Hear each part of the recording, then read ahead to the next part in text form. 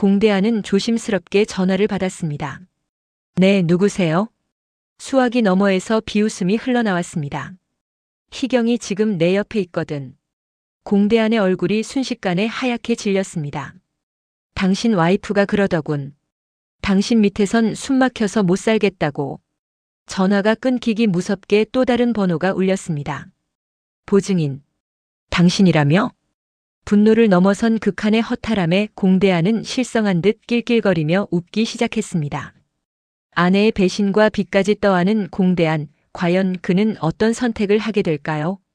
상인회장 선거에서 단 한 표 차이로 당선된 공정아는 요즘 시장을 걸어 다닐 때마다 어깨가 귀에 붙을 정도로 기운이 넘쳐났습니다.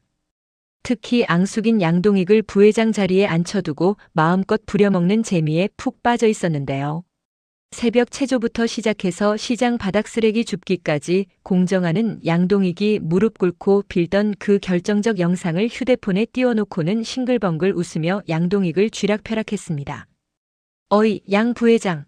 저기 청년몰 앞마당이 좀 지저분하네. 부회장이 솔선수범해야 시장이 살지 않겠어? 아, 그리고 분리수거장에 박스들이 너무 쌓였던데 그것도 좀 정리하고. 왜? 하기 싫어? 아, 내 휴대폰 영상 재생 버튼이 어디 있더라? 양동익은 이 소리를 들을 때마다 속이 뒤집어졌습니다. 시장 상인들이 다 보는 앞에서 잡다한 심부름을 시키는 공정아니 얄미워 죽을 지경이었는데요.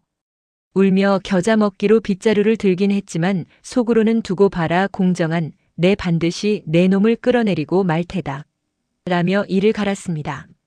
이때 화려한 명품 백을 고쳐매며 등장한 차세리가 이 광경을 목격하고는 비명을 지르듯 외쳤습니다. 어머 어머, 이게 무슨 일이야? 원장님, 지금 여기서 뭐 하시는 거예요? 공 회장님, 정말 해도 너무하시네. 심술난 초딩처럼 우리 원장님을 아주 학대하고 괴롭히시는 거 아니에요? 마침 근처를 지나던 한성미가 여유롭게 미소 지으며 다가왔습니다. 평소 지적인 카리스마를 자랑하던 성미였지만 남편 일에는 한치도 물러서지 않았는데요. 학대라니요, 세리씨. 우리 남편은 그저 부회장님께 시장의 구석구석을 체험할 귀한 기회를 드리는 것뿐이에요. 그리고 기억 안 나세요? 무슨 일이든 시켜만 달라고, 제발 도와달라고 우리 남편 앞에서 무릎 꿇으셨던 게 언제인지. 세리는 얼굴이 확 달아올랐지만 뻔뻔하게 고개를 치켜들었습니다. 무릎이라니? 우리 원장님이요? 어머, 증거 있으세요?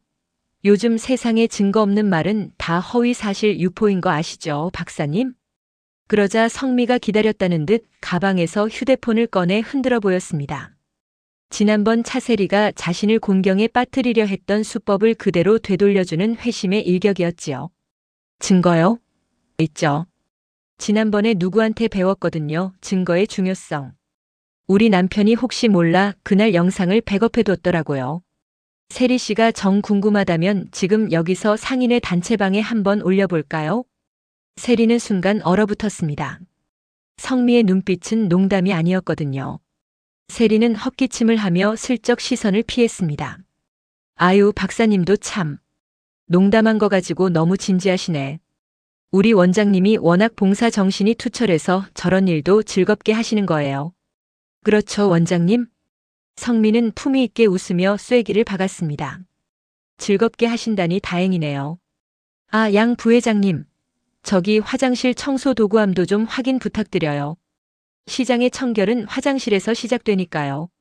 그날 저녁 집으로 돌아온 양동익은 공정한의 구박에 지쳐 이미 영혼이 반쯤 나간 상태였는데요.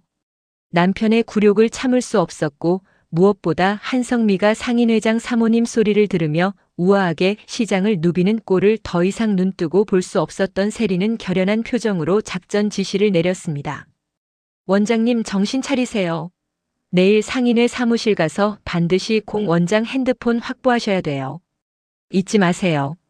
나비처럼 날아서 벌처럼 쏜다. 아셨죠? 그 영상만 지우면 우린 다시 갑이 되는 거예요. 양동익의 거실은 흡사 특수부대 훈련장을 방불케 했습니다. 차세리는 요가 매트와 쿠션들을 거실 바닥에 어지럽게 널어놓고는 매서운 눈빛으로 양동익을 몰아세웠는데요.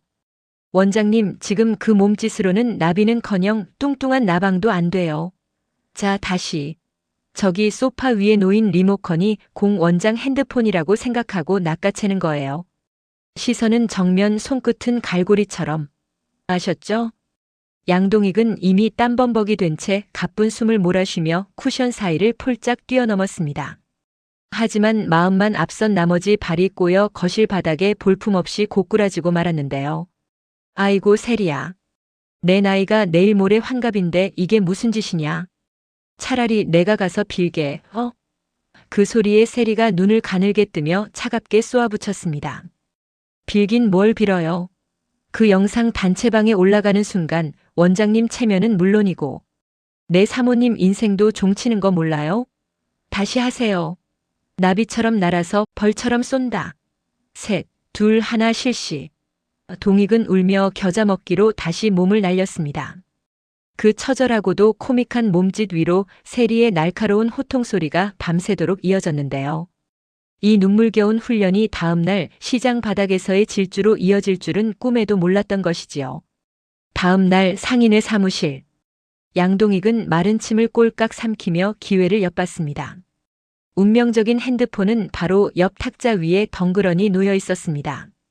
공정하니 잠시 상인들과 큰 소리로 웃으며 한눈을 파는 사이 양동익은 세리의 매서운 눈빛을 떠올리며 순식간에 핸드폰을 낚아챘습니다. 잡았다. 이제 이 무릎 영상만 지우면 난 자유다. 핸드폰을 손에 넣은 양동익은 뒤도 돌아보지 않고 냅다 달리기 시작했습니다. 그런데 하필이면 사무실 문을 나서던 중 청소하려고 세워둔 대걸레 자루에 발이 걸려 휘청거렸는데요. 양동익은 몸개그에 가까운 자세로 공중에서 팔다리를 휘저으면서도 핸드폰만은 가슴에 꼭 품은 채 마당으로 튀어나갔습니다.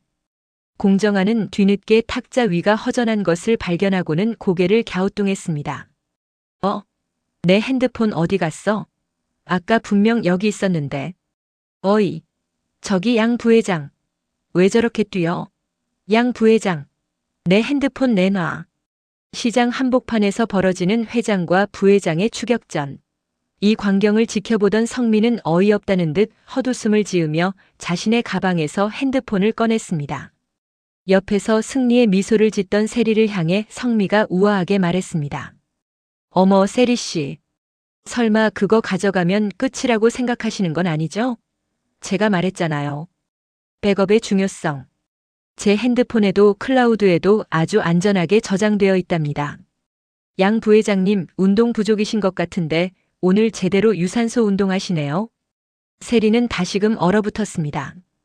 핸드폰 하나 훔친다고 해결될 상대가 아니라는 것을 깜빡한 것이었지요. 양동익의 눈물겨운 질주는 계속되었지만 성미의 여유로운 미소 앞에서는 여전히 역부족인 듯 보였습니다. 부모들의 유치하고도 치열한 전쟁은 이렇게 정점을 찍고 있었습니다. 시장 한복판의 소란과는 달리 강화도의 밤은 고요했습니다. 시골 민박집의 마당은 밤이 깊어갈수록 서늘한 기운이 감돌았는데요. 디자인팀 직원들이 옹기종기 모여 앉아 각자의 추억이 담긴 아이템을 소개하는 시간, 드디어 공주아의 차례가 되었습니다. 주아는 떨리는 손으로 가방 깊숙이 넣어두었던 손수건 한 장을 꺼냈습니다. 저의 추억이자 첫 디자인은 바로 이 손수건이에요. 사실 대단한 기교가 들어간 건 아니지만 제 인생에서 처음으로 누군가를 생각하며 무언가를 만들어 본 기억이 담겨 있거든요. 어렸을 때 정말 소중했던 친구가 갑자기 유학을 가게 돼서 보낼 때 제 마음을 전할 길이 없어 서툴게 바느질을 했었죠. 주아의 손가락이 손수건 끝에 수놓아진 작은 이니셜을 가만히 쓸어내렸습니다. 주아의 눈빛에는 10년 전 그날의 간절함이 고스란히 서려 있었는데요. 이때 황보혜수가 특유의 쿨하면서도 예리한 눈빛으로 주아를 쏘아보며 물었습니다.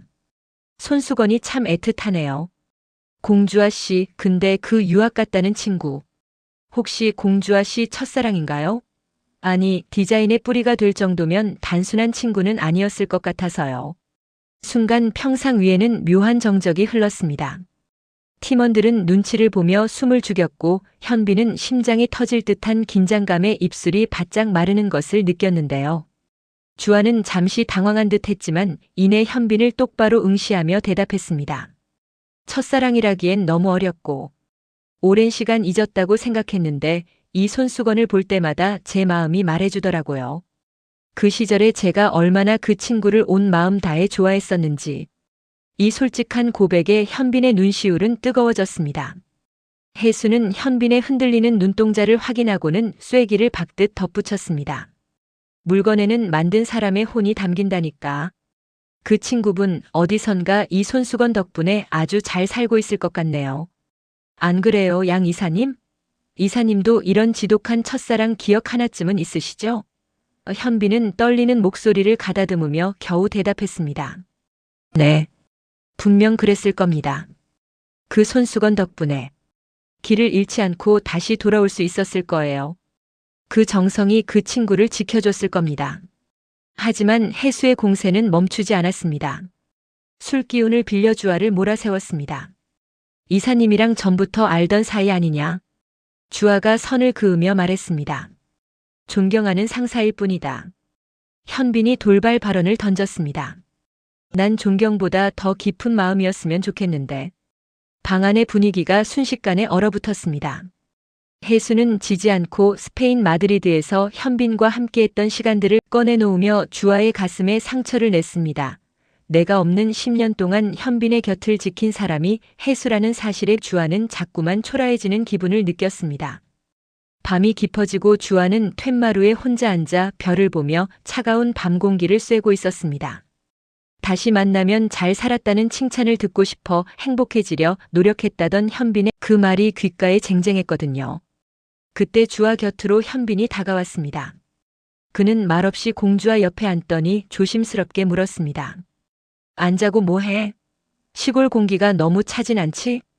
주아는 애써 담담한 척 대답했습니다. 이사님이야말로요.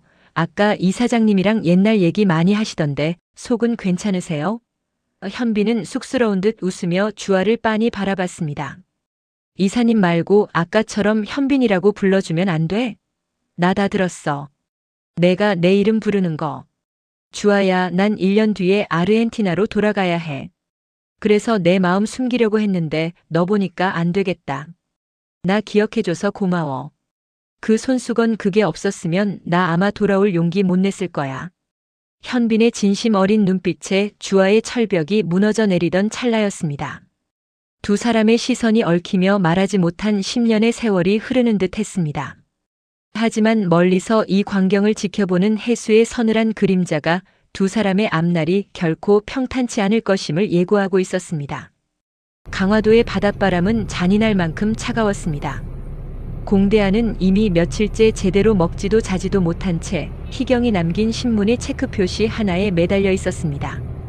공대안이 미친 듯이 미용실들을 뒤지고 있던 그 시각, 대안과 불과 2블록 떨어진 신축 상가에서 희경은 민용길의 팔짱을 꽉 낀 채 상가 안을 둘러보고 있었습니다. 용길 씨, 여기 정말 좋다. 채광도 잘 들고. 내가 가져온 돈이랑 사채 받은 거 합치면 여기 권리금 충분하겠지? 우리 이제 진짜 행복해지는 거 맞지? 희경의 목소리는 설렘으로 가득했습니다. 용길은 희경의 어깨를 감싸 안으며 능글맞게 웃었는데요. 당연하지, 희경아. 내가 너 하나 행복하게 못 해주겠냐? 잠시만 기다려. 계약금 입금하기 전에 내가 아는 형님한테 정보 좀 듣고 올게. 희경은 그게 지옥의 시작인 줄도 모르고 떠나가는 용길의 뒷모습을 보며 수줍게 손을 흔들었습니다. 대안이 미친 듯이 시장통을 뛰고 있을 때 희경은 이미 다른 남자의 품에서 남편의 돈으로 미래를 설계하고 있었습니다. 한편 양동숙의 상황도 처참하기는 마찬가지였습니다. 세리에게 전 재산 3천만 원을 건네며 오빠랑 아버지한테는 제발 비밀로 해달라고 손이 발이되게 빌었던 그날 이후 동숙의 속은 이미 새카맣게 타버린 상태였는데요. 평소 깔끔하던 한의원 실장의 모습은 온데간데 없고 헝클어진 머리에 퀭한 눈을 한 채 강화포구 근처를 배회하고 있었습니다. 그때 저 멀리 횟집 앞에서 낯익은 등판이 보였습니다. 바로 그토록 찾아 헤매던 남편 민용길이었는데요. 그런데 민용길 곁에 웬 여자가 다정하게 팔짱을 끼고 있는 게 아니겠어요? 자세히 보니 그 여자는 다름 아닌 공대안의 아내 이희경이었습니다. 원수 집안의 며느리와 내 남편이 짜고 도망쳤다는 사실을 눈앞에서 확인한 순간 동숙은 머릿속이 하얘지며 온몸의 피가 거꾸로 솟는 기분을 느꼈습니다. 민용길, 이 천하의 죽일 놈아. 동숙의 날카로운 비명이 포구의 정적을 깼습니다. 소스라치게 놀란 용길과 희경이 돌아봤고 동숙은 미친 듯이 달려들어 용길의 멱살을 잡고 흔들었습니다. 내 돈, 어디 있어? 당장 내놔. 내가 사람이면 어떻게 나한테 이래. 용길은 잠시 당황했지만 이내 뻔뻔하게 비릿한 웃음을 지으며 동숙의 손을 거칠게 쳐냈는데요. 어이구 양 실장님 여기까지 어떻게 알고 오셨나? 돈? 그거 벌써 어제 오늘 카지노에서 다 녹았는데 어쩌냐? 내가 운이 좀 없었어. 희경아 가자. 용길은 주저앉아 오열하는 동숙을 쓰레기 보듯 지나쳐 희경과 함께 차를 타고 사라져버렸습니다.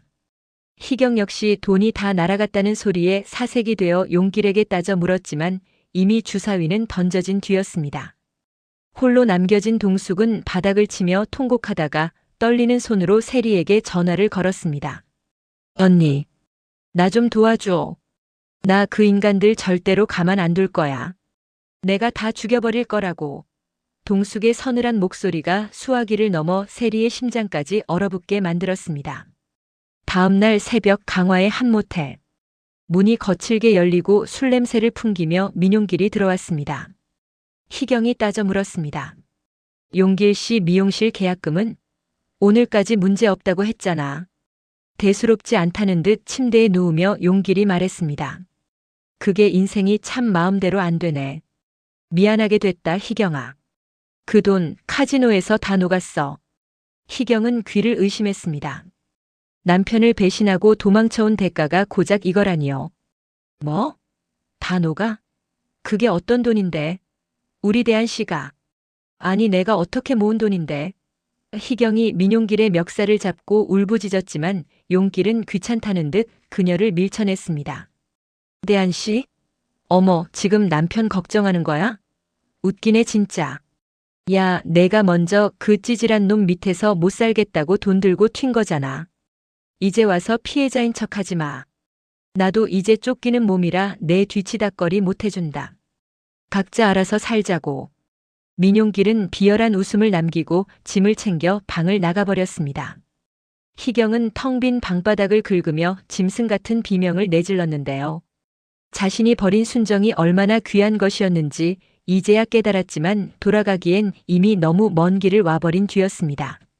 공대안은 신문에 남겨진 체크 표시 하나에 매달려 강화도를 이잡듯 뒤졌지만 희경의 흔적은 끝내 찾지 못한 채 차가운 바닷바람만 맞고 돌아와야 했습니다. 현관에 들어서자마자 소파에 석상처럼 앉아있는 어머니 나선혜와 마주쳤습니다. 선혜와 거실에 마주 앉은 대안은 강화도까지 쫓아갔지만 허탕치고 돌아온 비참함 그리고 엄마에게까지 상처를 줬다는 자괴감이 대안의 어깨를 짓눌렀는데요. 선혜는 아들의 젖은 눈가를 보며 깊은 한숨을 내쉬었습니다. 아들 대안이 고모 핑계를 대며 아내의 부재를 숨기려 할 때부터 선혜는 이미 가슴 한구석이 서늘했는데요.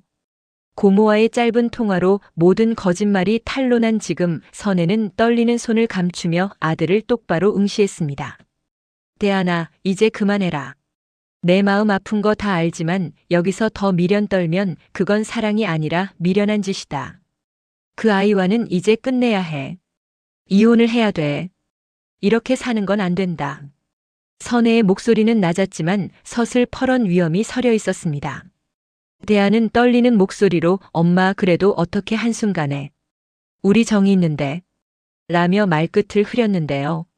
선혜는 아들의 손을 꽉 잡으며 눈을 똑바로 맞췄습니다. 정? 그 아이가 내 정을 생각했다면 내 피 같은 돈을 들고 딴 놈이랑 도망을 쳤겠니? 내가 평생 가출한 내 아버지 기다리며 살아보니 알겠더라. 썩은 살은 아까워도 도려내야 새 살이 돋는 법이야. 내 인생, 더는 그늘에서 썩게 두지 마라. 그때 대안의 핸드폰 진동 소리가 요란하게 울렸습니다. 모르는 번호인데. 누구지? 대안은 조심스럽게 전화를 받았습니다. 네, 누구세요? 전화를 받은 대안의 얼굴이 순식간에 하얗게 질렸습니다. 수화기 너머로 들려온 목소리는 전혀 예상치 못한 인물이었는데요. CCTV 속 희미했던 그 남자의 정체가 드러나는 순간이었습니다. 양동숙의 남편이자 동숙의 통장을 털고 차세리의 명품까지 챙겨 달아난 민용길이었습니다. 공대한 씨, 나 민용길입니다. 당신 와이프 찾으러 강화도까지 왔었다면서. 헛고생했네. 희경이 지금 내 옆에 있거든. 이희경이 그러더군. 당신 같은 찌질한 밑에선 숨 막혀서 못 살겠다고.